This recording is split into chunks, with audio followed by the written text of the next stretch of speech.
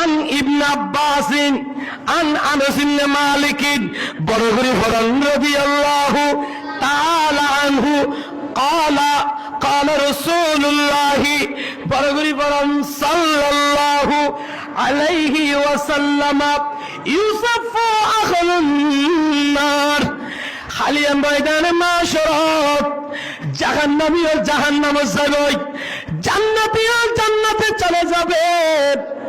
এমন সময় ওর জাহান্নামী একজন দাঁড়িয়ে যাবে, ইনি দাঁড়িয়ে বলবেন ফায়াকুলুর রাজুলু, একজন মানুষ দাঁড়িয়ে বলবেন, এই জান্নাতে যত মানুষ আমা তারিফুনি, আরে তুই চিনা না। সুবহানাল্লাহ না জাহান্নামী হইবে দা, ও জান্নাতে যত মানুষ আরে চিনা না। তো জান্নাতীওয়ালা বলবে তুমি কে? ইনি বলবেন হুজুর আমি কে জানেন না, আনাল্লাযী সাকাইতুকা শারবাতান।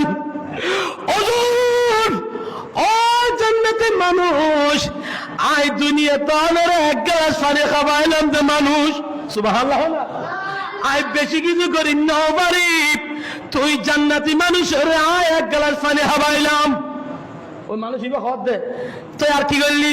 হুজুর আয় একজন পানি খাওয়াইলাম, অথবা আনাল্লাযী ওয়াহাবাত লাকা উযুন।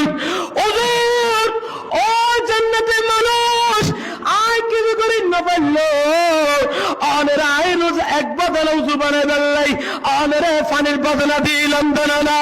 হুজুর অনেক জান্নাতি আরো বছর দিয়ে খেদমত করি না পারলো, আয় গুনাহগার জাহান্নামী, দুনিয়াতে অনের এক গ্লাস পানি খাওয়াইলাম, অথবা এক বদলে হুজুর পানি আরে দিলাম।